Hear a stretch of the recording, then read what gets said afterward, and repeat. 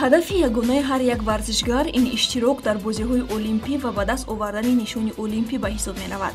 Тоҷикистон ҳам дар баробари давлатҳои абарқудрат барои омода намудани варзишгарони болаёқат ва сафарбар намудани онҳо ба олимпиада чораҳои заруриро амалӣ намудааст. ба вақти мо бо шукргузорӣ аз истиқлоли давлатӣ варзишгарони тоҷик тавонистанд то ин дам дар ин арсаи баланди ҷаҳонӣ парчами кишварро парафшон созанд. имсол дар бозиҳои олимпии Токио 11 нафар аз кишвари мо намояндагӣ хоҳанд кард. аз миёни ин 11 кас дутан шиновар, яке Анастасия Тюрина, дигаре Олим Ишанов мебошад. мувофиқи муқаррароти Федератсияи байналмилалии шиноварӣ ба кумитаҳои миллии олимпие ки варзишгарони дараҷаҳои A ва B миёни мардон ва занон надоранд, иҷозат дода мешавад ки дар яке аз мусобиқаҳои варзишӣ беҳтарин варзишгари мард ва занро пешниҳод намоянд.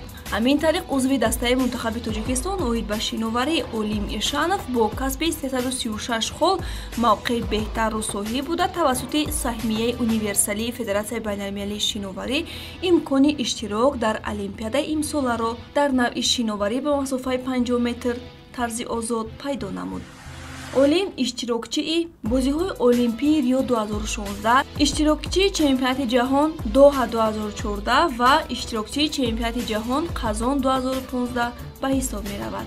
дар солҳои 2014 ва 2015 ӯ унвони қаҳрамони Тоҷикистонро дар навъи шиноварӣ, тарзи озод ва крол ба номаш сабт сохтааст. дар бозиҳои Олимпии Рио 2016 Олим тавонист ба гирифтани мақоми 62-юм даст ёбад.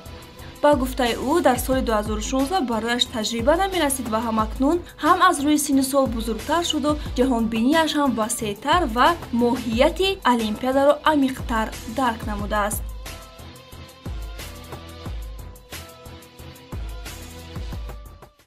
то дорем ки натиҷаи зуд нишон диҳем аввалаш, баъд ҳаракат кунем ба ҷои намоён ҷои намоён ишғол кунем, парчаи миллии худро баланд бардорем. узви дигари мунтахаби олимпии Тоҷикистон Анастасия Тюрина низ тавассути саҳмияи универсалии Федератсияи байналмилалии шиноварӣ имкони иштирок дар олимпиадаро дар навъи шиноварӣ ба масофаи 50 метр тарзи озод пайдо намуд.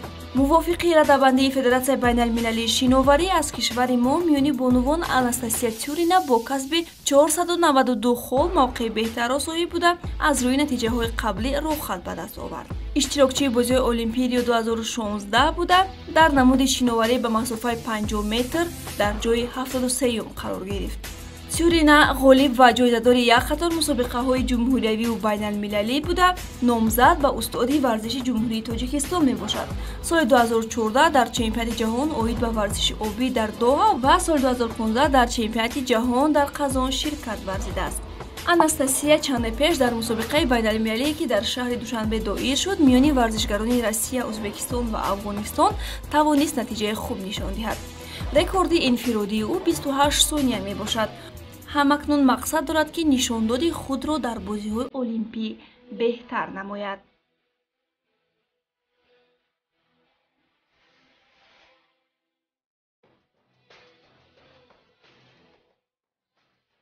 У меня сейчас самая главная цель — это поставить свой личный рекорд.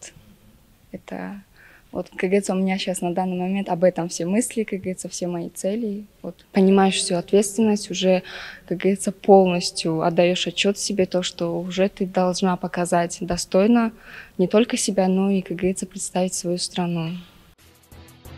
ёдовар мешавем ки бозиҳои олимпӣ 23 июл оғоз шуда то 8 август идома мекунанд. рақобатҳо дар навъҳои гуногуни шиноварӣ рӯзи 25 июл оғоз мешаванд.